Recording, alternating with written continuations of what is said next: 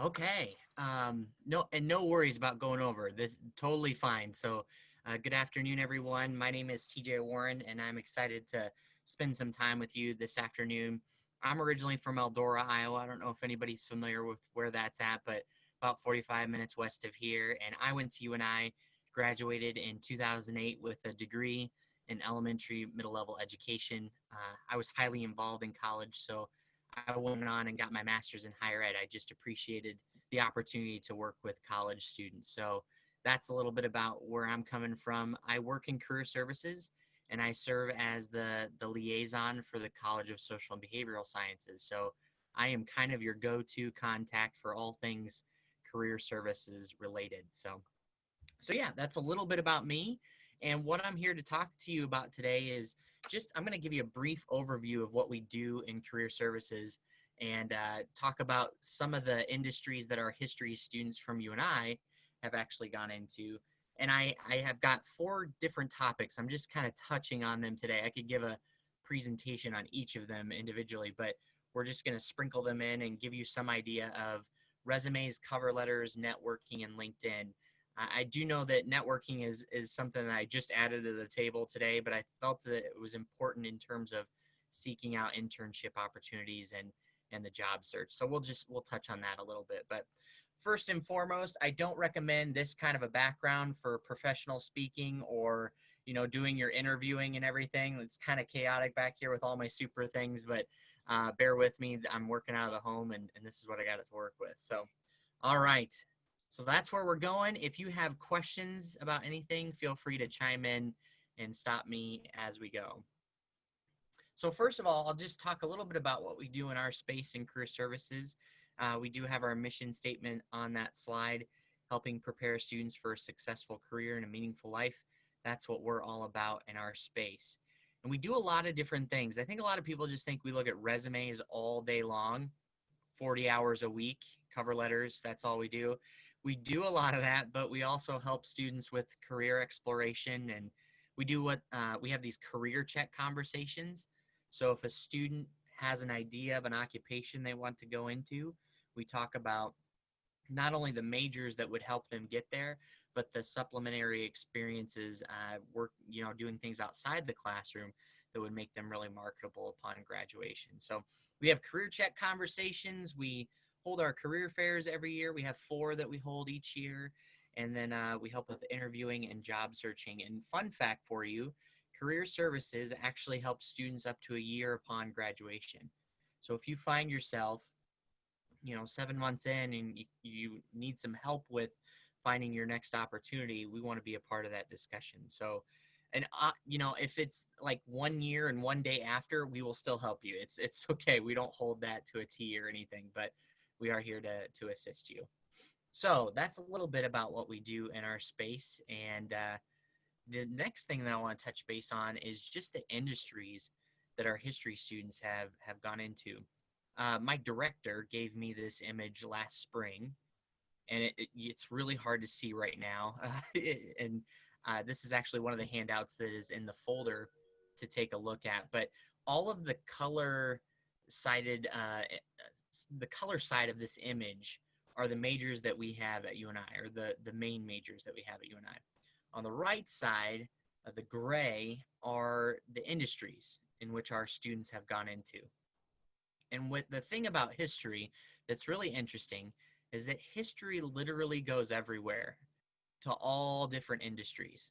Now, the majority, if you were to really look at this diagram, go into educational services. That tends to be where most of our students have gone. But there's the history that's in the circle there, and it really branches to everywhere. So I share that with you just as kind of a point of reference that you literally could do anything with history, and that's wonderful to think about. It might be scary too. It's like, which direction do I take? But the idea is that you're never truly stuck. There are a variety of industries that you can go into, and we really want to align with what's best for you and what your interests are. And obviously, history is of interest to you. Where can we actually go with that? Again, we want to be a part of that discussion and process along with your faculty members and advisors. So just an FYI, you can go anywhere with history. It's phenomenal. Okay, so now we're going to dive into these topics here: resumes, cover letters, networking, and LinkedIn. So I think you all know what a resume is. How many of you have started one? Yes? Okay, everybody's got their hand raised. Excellent, very good. Yeah, so this is that document that pretty much tells an employer, what your experiences are, and it's that document that they can reach out to you and even learn more about you. And the interesting thing about resumes is that they they only get about 5 to 7 seconds of a look, which is bizarre. Time did a study, and they came up with the average look of a resume is about 5 to 7 seconds. So really, we really want to make these documents sharp and strong. And what that means is that you've got this stack of resumes. An employer has, 100 resumes to go through, or 300, or whatever. And what they're going to do is they're going to glance at it real quick for that 5 to 7 seconds, and they're going to consider, do consider or do not consider. And we want to make sure that you're getting in the do consider pile. That's why that initial that time frame exists. And when you're put in the do consider pile, then eventually employers are going to look at that document longer. So, but we want to make sure that it's sharp, captivating, short, and it encourages that follow up initially. So, for my elementary background, I think of things like simplifying them. And I think from a resume perspective, it's 3 steps essentially. It's reflecting on what you've done, it's building that document, and then it's reviewing. So, kind of a 3-step process. And I want to walk through each of these pieces here. Since all of you have started your resume, this document that's in the drive probably won't be as helpful, but it can be a starting point. I'd give you encouragement to look over this. What this is, it's a 4-page document that gives you different things to kind of reflect on in terms of your experiences at UNI, to think back on all the things that you've done and to gather that information so that we can prepare to build your resume. And so often we think of resumes as just our contact info, our work experience, and our volunteer experience, like those 3 things. When we can include conferences, we can include presentations that we've offered up, we can include a whole variety of things in a resume. So what this does is just gets you thinking back on all that you've accomplished. And that is a process, unless you are, kind of going along, I've done this and kept track of that along the way, this can be a great place to start. So reflecting, what do I want to reflect on? We want to think about the different types of opportunities that we're trying to go for. So our target audience, is this a job? Is this an internship, graduate school? And we want to ask what that organization needs. It's not enough to say what I want. The organization wants to hear what you're going to bring to them.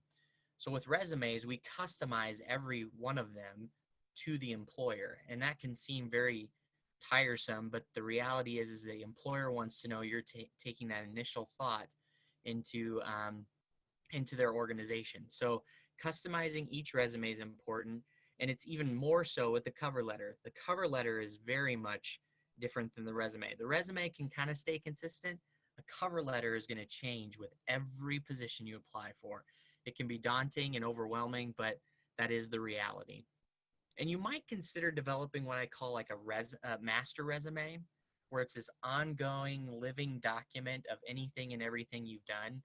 And others call it a CV. I mean, you can call it a CV. That's kind of the difference between the CV and a resume. A resume is about 1 to 2 pages. The CV is as many as your experience it entails. So maybe kind of keep a master resume of everything you've done up until this point. Further, step 2, building this document. We want to outline, again, your skills and your experience, your qualifications. You do that through your contact info, your education experience, your internship experience, your work experience, all those kinds of things. But again, there's a list down there of other items you can include, and I kind of mentioned this too. Certifications, research. For many of you that are going into graduate school, incorporating projects or papers or research presentations, all of those things would be important to include in your CV or resume. But yeah, anything and everything is fair game. We want to articulate the things that make you you and what you've done. But the hardest piece of a resume are probably the bullet statements or action verb statements. They just take time to craft, and but they're so important. So one of the handouts in the drive gives you examples of some strong bullet points as well as a very broad list of action verbs to kick off each of those statements. What we want with an action verb statement is to articulate what exactly we've done in experience or what we've gained or what we've learned. Those are those are ultimately what make up our bullets. So this document can really help. You can also use your thesaurus that's tied into your Microsoft Word and anything to kind of switch up the words. We don't want to keep using assisted or taught or helped, and it just keeps showing up. We want to use some different language all throughout.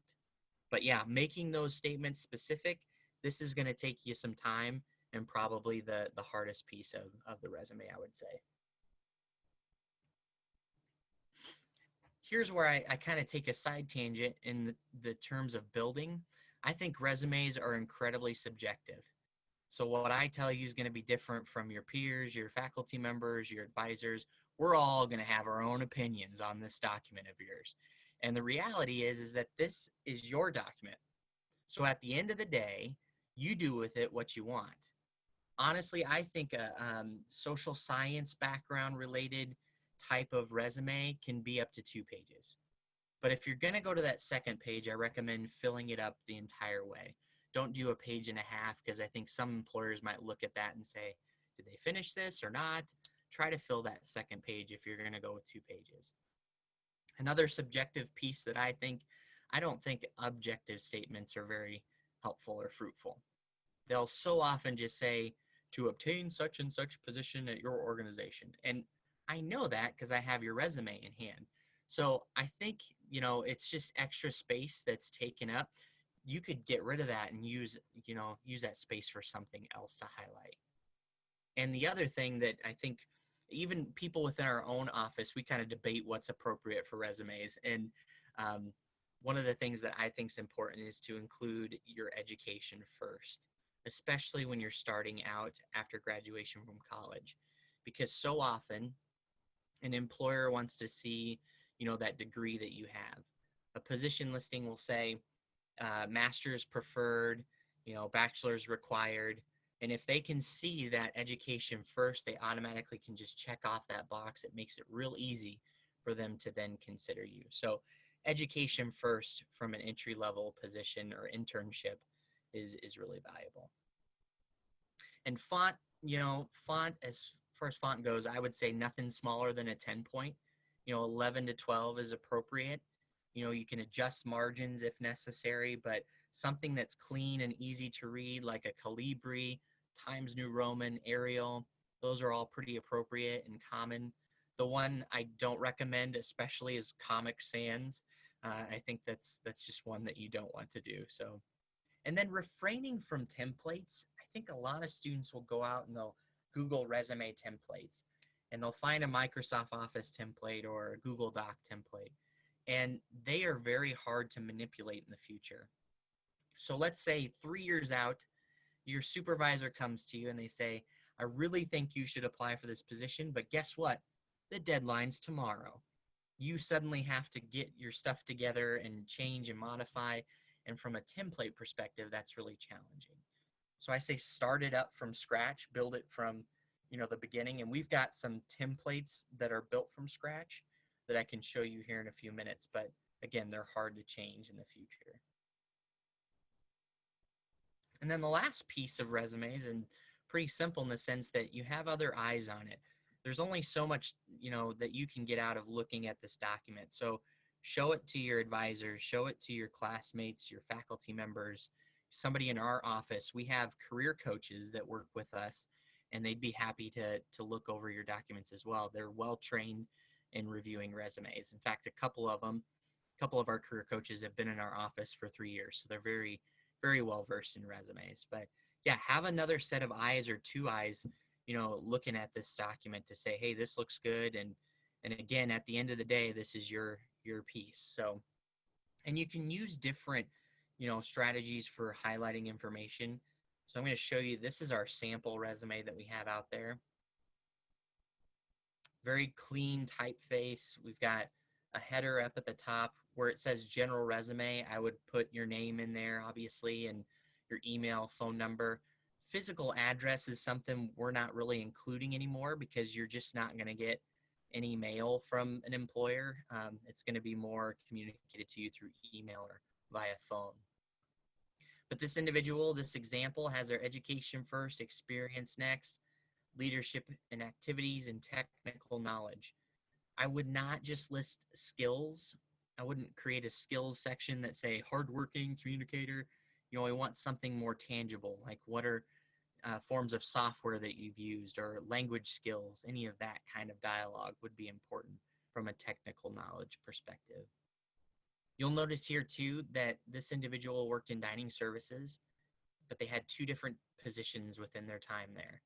They had dishwasher first and then shift manager. So when you have worked in an organization and you've had different roles, you can include them with one header and then, just kind of break them out that way. And notice too that with dishwasher, they didn't just put for their bullets wash dishes. They put a little something more meaningful and fruitful. So even if that's all you've done is wash dishes, that's still work. You still met regulations of sanitation. You still worked on a team. All of those components, we have to think a little bit more critically about what we've done in our time and positions. So this is a good, solid example. This is on our website that you can go out to and take a look at. And you'll notice all the dates off to the right side. It's really clean and easy to read and grasp. Our employers really appreciate this type of format too. So it's kind of been proved by them that this is a strong example. And a couple other things to remember in terms of resume, make sure you don't put any personal information out there. A lot of students are putting their pictures on there, and I don't recommend that. That is a design resume, like a graphic design kind of element.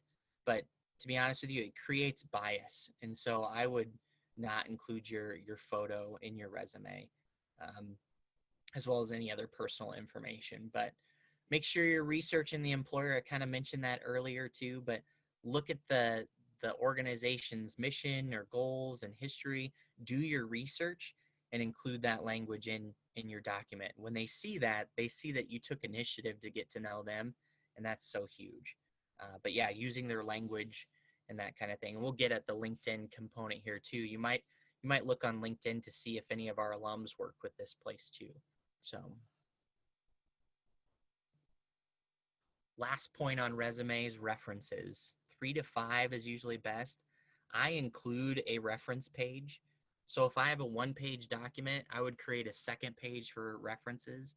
Or if I had a two-page resume, I'd include another, a third page essentially for references. But 3 to 5, make sure that they know that you're listing them so that we don't get a random call. Hey, Kelsey is applying for such and such position, and if I don't if I don't know that in advance, that's a really awkward conversation. So make sure that your references know that you're listing them, and don't put available upon request. That's kind of a past time thing.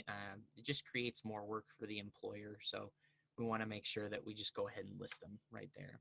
In some applications, they'll just have you list it as a part of their application form, and that's fine too.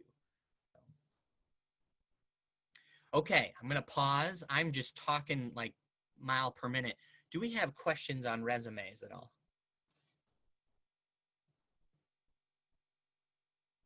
Nothing? Okay. Well, hearing none, I'll go into cover letters. My cover letters lecture is very, very short and sweet. It's pretty much straightforward, 3 different things that you want to highlight in a cover letter. But this cover letter is essentially this one-page document talking to an employer about why you'd be a good fit for their organization. I like at the bottom of the slide there, it says, answer these questions. Why us, why you, and be kind. If I do those 3 things in a cover letter, I'm much more inclined to look at your resume and consider you. But this document essentially is just a touch base of what you've done. It is not a repeat of your resume. And the way in which you structure it, you'll see that template on here, which is also in the drive. It's the same header that you use on your resume. So however you create that, use the same header. And you've got your date, your contact information, and again, three different components, 3 paragraphs. I think of a cover letter, bear with me, again, elementary education. I think of it as a cheeseburger, okay? So we've got our introduction. We want to talk about where we've learned of the position, what position you're applying for. Then we've got the body, which is kind of the beef patties, right? This is all of the experiences and skill sets that you've had and how they're going to benefit the employer. This is like the meat of a cover letter. And then concluding, thanking the employer for their time and their consideration. That's the third piece. And sometimes the body is like multiple paragraphs. You know, the further you get into your career, it won't just be 1 or 2, it'll be 3 or 4. It'll be a little bit longer of a document. And you'll see like the cheese and lettuce and ketchup. Each cover letter needs to be tailored to order and all that kind of stuff. I'm driving this metaphor too far, but yeah, essentially it's these 3 components that make up a cover letter. And I want to give you just a piece of advice. The best way to start with a cover letter is to look at a job description or some expectations for an internship. If you take a look at those and include that language within your cover letter, again, that's taking initiative and showing the employer you did your homework. But focus on the keys, responsibilities, and duties, and then what you're going to bring, not necessarily what you're going to gain. I think one other point of advice for cover letters, if you can, get a hold of somebody's name specifically and address it to them, whoever's this is going to go to. So a hiring manager or maybe an HR rep or the actual individual that you're going to work with, incorporating their name into this is really valuable too. So this is a sample cover letter that goes along with the resume I shared earlier. Again, same header. This one has 4 paragraphs, but I think 3 would suffice initially. Got your date at the top, the actual contact and their, where they work. I do stay away from Mr., Mrs., just leaving that out of that. I usually say dear first name in case you would offend somebody based on their gender. So I just use first name and then closing it with some sort of salutation, sincerely, and then your name. But that's a good structure for a cover letter and what one looks like. So again, they're all different. They take a lot of time to construct. This is something that we can take a look at for you as you begin to create those. But questions on cover letters, I don't spend too much time. Yeah, and I would just say that, especially as you're looking to apply to grad school and public history programs, um, you this may be a little different from what TJ is talking about, but sometimes, especially in museums, you'll have people with advanced degrees, right? Especially doctorates. So it's good to do that research ahead of time because those people should always be addressed as doctor so and so. So make sure you kind of do that work. And the CV, especially if you go on to graduate school or you are in graduate school, is its own kind of document. So if you do need help with something like that, also reach out, and I can help workshop a little bit of that, especially because I've recently been on the job market. So yes. Yeah, and with graduate schools, I think the key too is that they almost always include a personal statement, but they don't always require a cover letter. So, but some schools will, and you incorporate both of those too. But yeah, addressing it to the actual contact is super helpful. Yeah. And we do help with, if you need another set of eyes on personal statements, we look at those as well in our space. So just an FYI. But any questions on cover letters? Can I get a little shake of heads? No? No, we're good? Okay, good. Okay, awesome. So the next piece I'll touch base on, and this is that element that I added in extra. I hope that's okay. But I think the thing about networking, I just want to emphasize it from when you're seeking out your internships. And this is the same for job searching too. But so many people will think the best place to start is to go out to Indeed or Monster or Simply Hired, to find that next opportunity. And especially for internships, this is not the place to start. In fact, I don't think it's a great place to start from a job searching perspective. It's certainly a place, in addition to your network. I think the networking piece is super valuable to you when you're seeking out that next opportunity. So, networking can be a lot of things. It can be, you know, this exchange of ideas and partnerships and those kinds of things. But for a lot of you, this is that chance for you to network and gain professional skills, even find that boost for your career and employment opportunities. But I do want to emphasize that networking, I mean, it literally takes place everywhere. Like you could be interacting with somebody standing in line at the grocery store, and suddenly they're mentioning somebody you should contact about a job. Or you're at a restaurant and you have an exchange with somebody, and it is taking place everywhere. So you never know where that next piece of advice or connection can really be valuable. So we have to be on the ball when we're out in public and in the places that we're taking place or where we're at. You've heard it said, it's not it's not what you know, it's who you know, essentially. And that's so true. I didn't believe in networking initially until I was in a really tough spot looking for a job in 2011. Let's see, actually 2012. um, I was going through like a 10-month period where I was trying to find work. I had a master's degree. I was applying to Target and as a bank teller and all of this stuff, in addition to higher ed positions, and nothing was coming to the forefront. I actually ended up working at the post office for 2 months just to make ends meet. Our daughter was on the way, so I needed to just have some funds. And so I was the worst postal carrier in the world, by the way. Was let go from that job before being offered a job at Wartburg College. And interesting enough, the way in which my path has taken shape is I graduated from college, and I was considering a graduate program in student affairs. Somebody who supervised me, as they were my hall coordinator when I was an RA, they served as a reference for me to go on and be a student here at UNI for my grad program.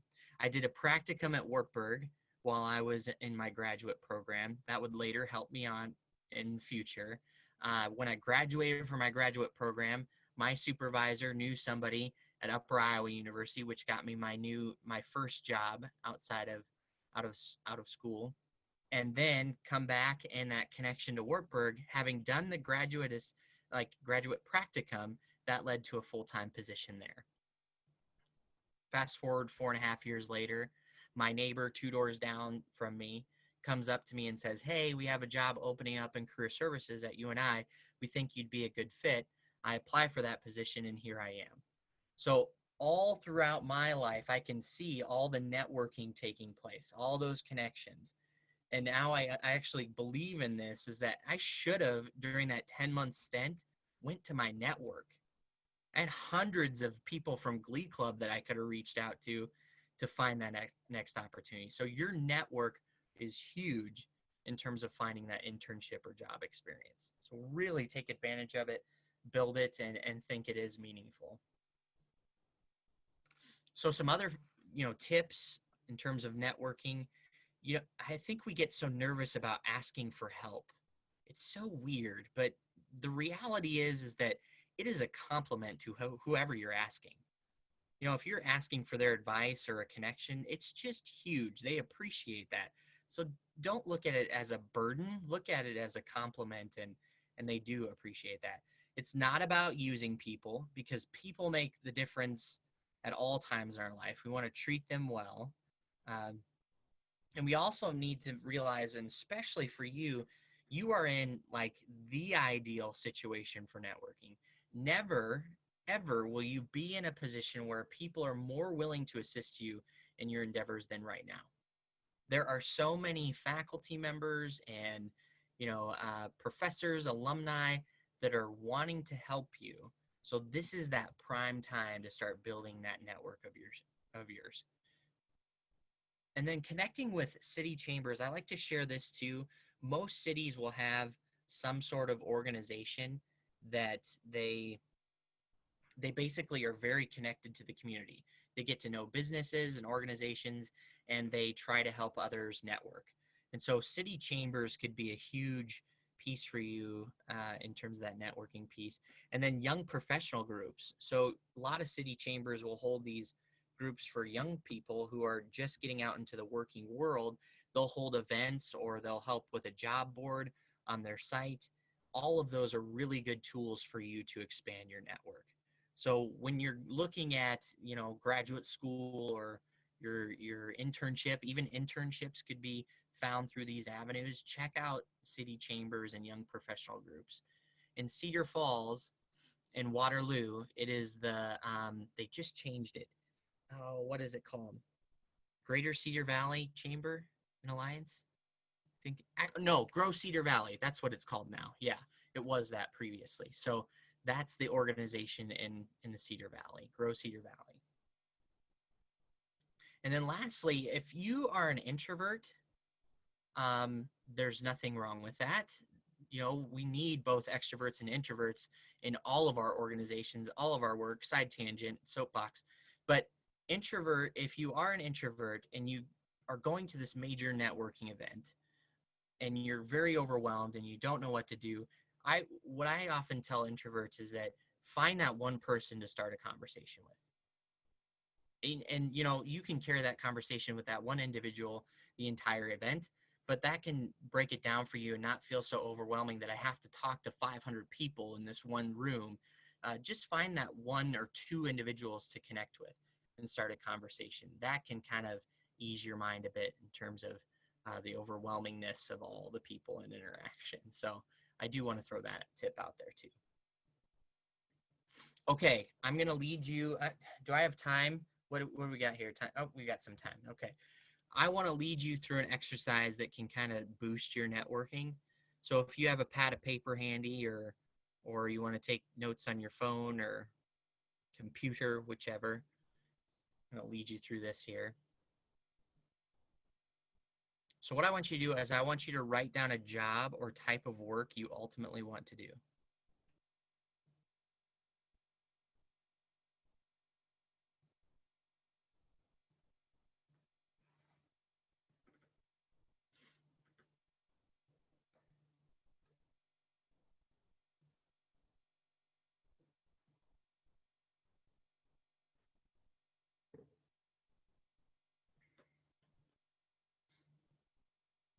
And then maybe think about what you like about the work.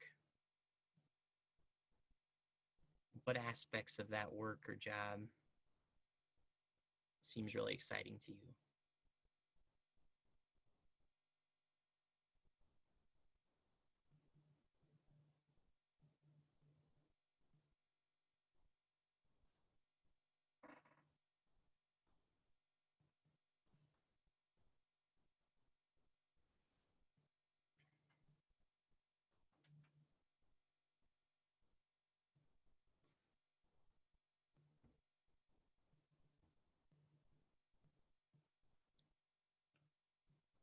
Another item to reflect on would be why and how you might excel at that work.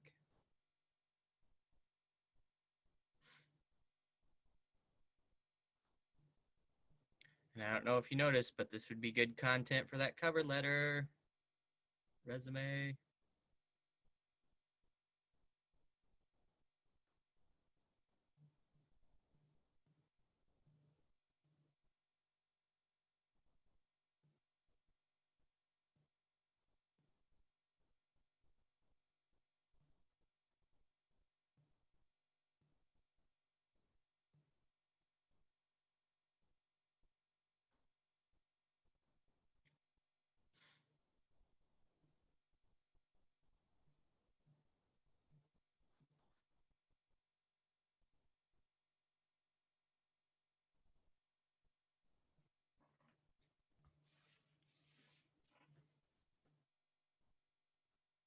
All right, so now we know the job, type of work, maybe a little bit about why we like it, maybe how we might excel at it.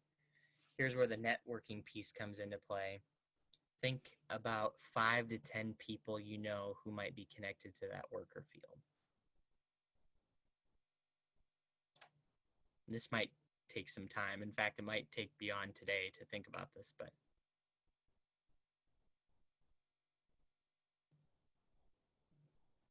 don't limit yourself. Professors, community members,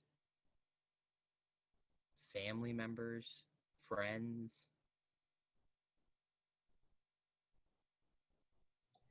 And honestly, for my historians, especially um, Emmett, if you're still an undergraduate, and Eliza, this is a good time, and I think it's absolutely necessary for our graduate students as well to start going to those academic conferences that are going to be in your field, or just conferences that will be in your field. So for public history, the American Association for the Study of Local History just in fact ended their conference maybe a week ago. So that is a great one to go to. The National Council of Public History, which will be this coming March. And since you and I is kind of a member partner with those people, we can help get you reduced conference fees to attend that conference virtually. And those are places where you can really start making connections that at the time you may not think I'm going to use, but then later on can be incredibly helpful for you both in your research, but when you need to go get a job, right? Reach out to those people. People I've met in those situations have gone on to read drafts of my articles, my work, my book proposals, um, and always ask, because the worst they can say is no.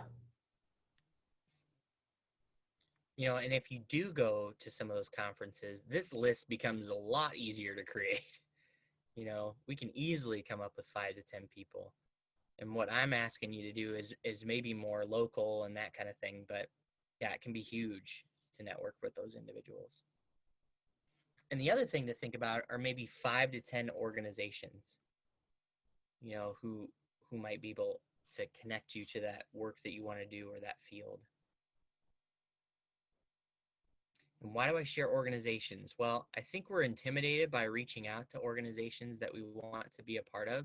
But I think that when we show that initiative, we just reach out and say, hey, I'm really interested. How can I get connected to your company or your organization? Like, how do I, that kind of conversation automatically shows initiative and could be that next step for you. So people are important, but so are organizations.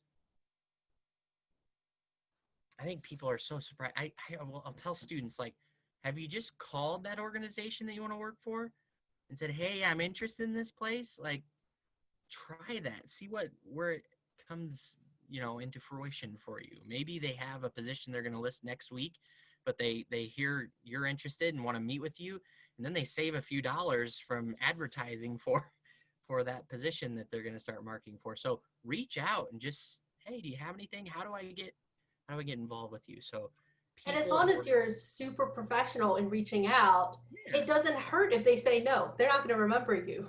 Yeah, yep. Don't call and say, I want a job. You got one? Like, it should be something, have a They'll professional. remember that. Yeah, exactly. Yeah, for sure. So these are just sake of time. These are the people and places you need to connect with. And I think if you get really clear on what your why, how, and what are, like what you want to do, why you want to do it, how you're going to do it, those components, if you can articulate that to an employer, they're just going to really eat that up. So make sure that you know like why you're going in the direction and how you want to go about it. But then connect with these people, because that's huge. So questions on this exercise? Is this helpful? Any like this or that? Okay. See a couple nods. Furthermore, from the networking piece, and we'll get into this, is LinkedIn. And honestly, from a career services perspective, um, we're really seeing this as a tool that's going to be very valuable to job seekers in the future, or internship seekers for that matter. It's turning into this component where when you go to apply for like LinkedIn lists positions on their website. They have a job board and everything. When you apply for a job on LinkedIn, it's a matter of just clicking apply and your profile is submitted for that application. Like we see this as a tool that will continue to get more popular and utilized by businesses and organizations. So LinkedIn is very valuable, and I'll show you too from the networking piece how you can use it. But it's essentially a professional Facebook. I mean, you stay up to date in your field or industry. You can connect with people. There's posting. There's even publishing. Like if you appreciate writing, you can free publish on LinkedIn. That's something that I've taken advantage of in the last couple of years. But yeah, again, professional Facebook. And I think it's important in the sense that not only job searching, but it can kind of help you develop your personal brand, if you will, or it can demonstrate what experiences you had. It's like this online resume for yourself, so you can get noticed and even have a bigger, stronger presence in terms of the future for your career. But I do want to go out to the site. This is what it looks like. This is like your news feed, if you will. And over here to the left-hand side, I've got, my profile. I'll click in and share. So the most important aspect of your LinkedIn page is here at the top. So having a strong profile picture, nothing blurry or inappropriate, something that shows your face and clear, and it doesn't have to be like taken by our professional photographer. You can go outside, and our cell phones are really sharp nowadays. You can take that portrait photo. I'll show you one of my colleagues, Matt Neese, in our space. He took this right outside our office, just underneath a tree. And so it doesn't have to be, that professional headshot, but something that is clear and I can see your face. The next piece that's really important is some sort of like information title, if you will. So for many of you is going to be, current student at the University of Northern Iowa, but then you could also mention something about what you're seeking. So seeking opportunities to go to grad school, or, looking for a, just anything. Like it could be any kind of title work, if you will, looking for opportunities in underwater basket weaving, something that gives that title and seeking what you're looking for. Then that next important component is just some sort of summary. Now my summary is kind of philosophical. For you, it might be mentioning exactly what you're looking for next steps after graduation, as well as experiences that you've had, and that's how that's going to help you in the future. But other than that, you can get as involved on this as you want. Here's the experience section, where you would often see in your resume. You can just copy and paste your work experience bullets right into this. That's what I've done with my profile about what you've done in these job opportunities. If you scroll down further, there's an education component. You'll find that on your resume. Certifications, you'll find that on your resume. You can also articulate volunteer experience.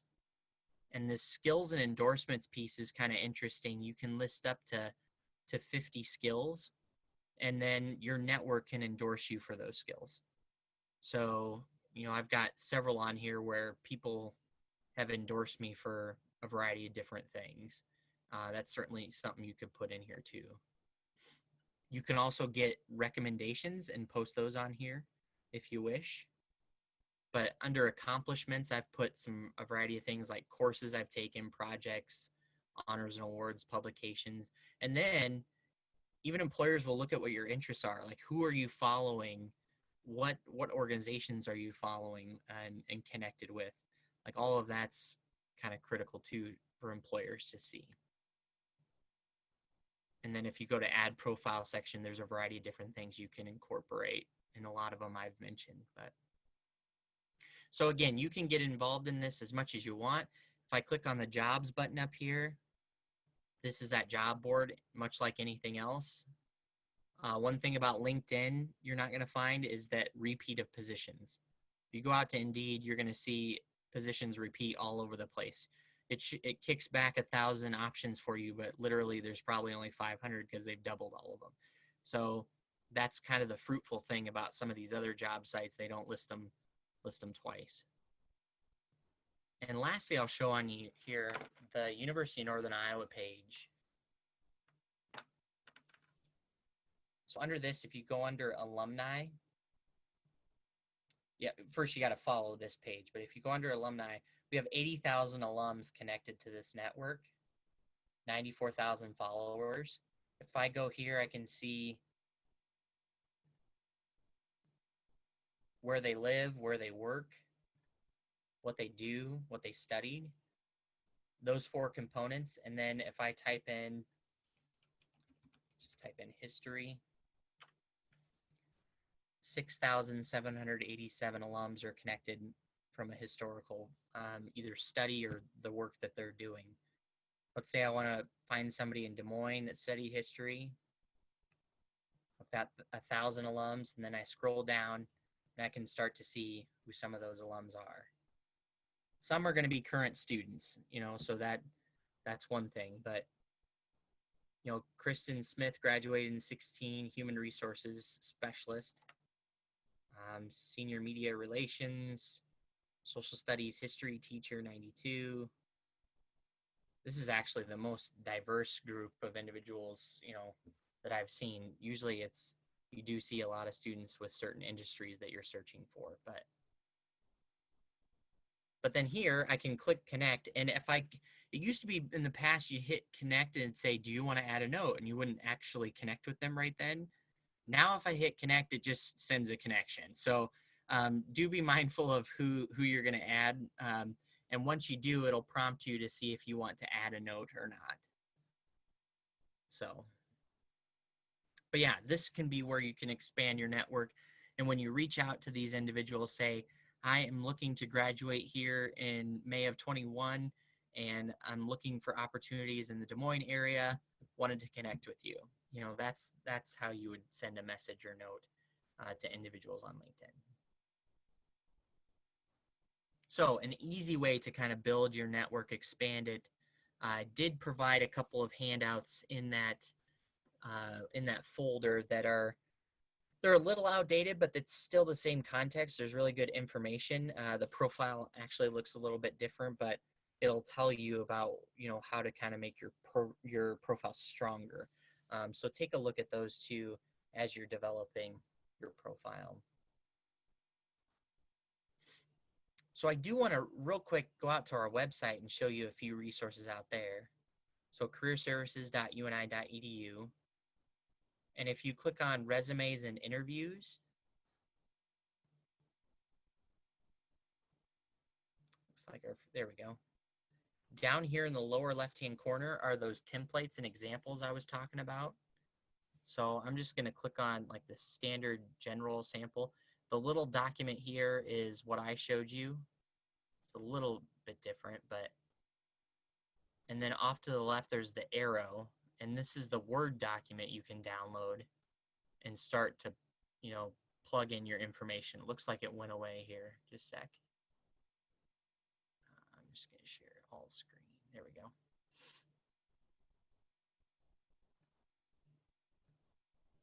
Maybe. And here's where you can plug in your information. So it's very much the template or the design that you just saw, but it's made from scratch and you can put in what you want here then. So I do recommend that. The tutorial for cover letters is on this page as well. And then from an interview perspective, we do have a system that's electronic that you record your interviews. It's called Standout. There's these videos that ask you a question and you respond back to it, and it's that chance for you to practice interviewing too. So you could try one of those out before interacting. You can mock interview with us as well. So we do hold those appointments too in our space. But yeah, to schedule an appointment with us, we just encourage you to reach out to our front desk, and they can get you added to my calendar or one of our career coaches, and we'd be happy to meet with you on anything that we talked about today, but yeah, help you practice interviewing, those kinds of things. So our upcoming job and internship fair is February 18th. It'll be, the time has changed. It'll be from noon to 5. I didn't change that down there. But this is that chance to just practice, right? Your elevator pitch and interacting with employers and graduate schools. We have a lot of graduate programs that will come in and recruit at our fair. So I do recommend our career fairs. We don't know at this point if it'll be virtual or in person. If I had to choose or kind of lean one way, we'll probably do another virtual one this spring with a prompt to go live next fall. So, but yeah, that's kind of where we're at. And I don't know, questions, thoughts, comments, outrage on what I covered today.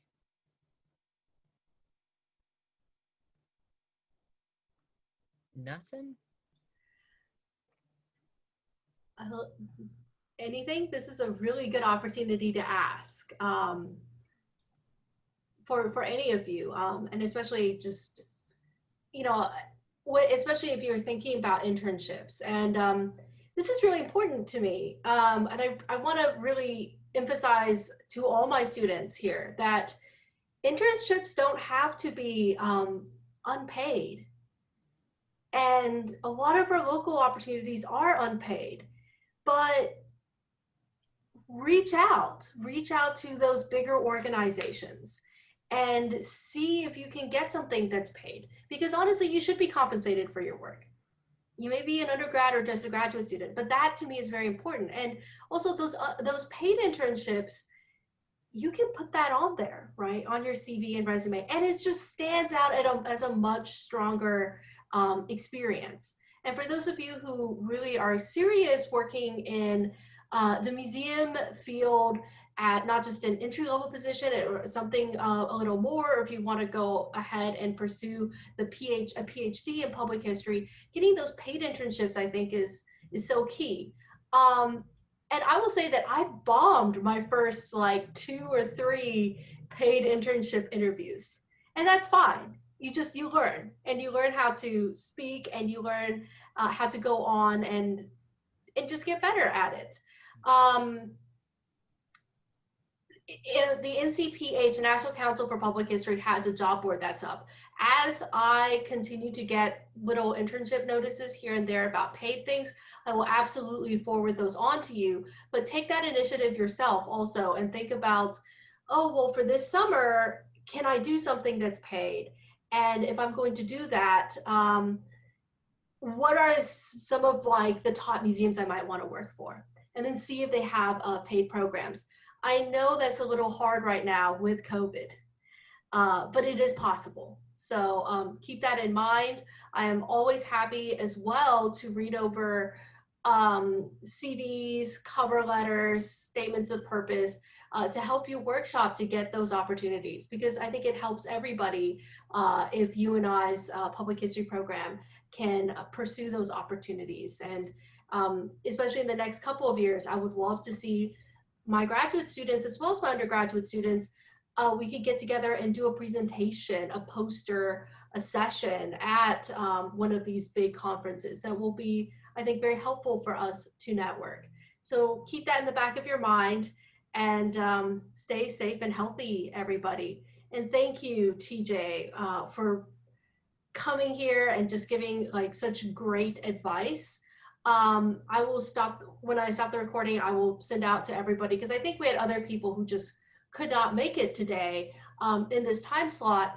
I'll send out the recording as well as that Google Drive of really good documents, little workshop things that you can do on your own to help build those documents and that networking. Yeah, thanks for having me, and I want to be here to help you. So if you have any questions or want to connect, just call our office and get on the calendar with me. I'd be happy to chat. So just an FYI.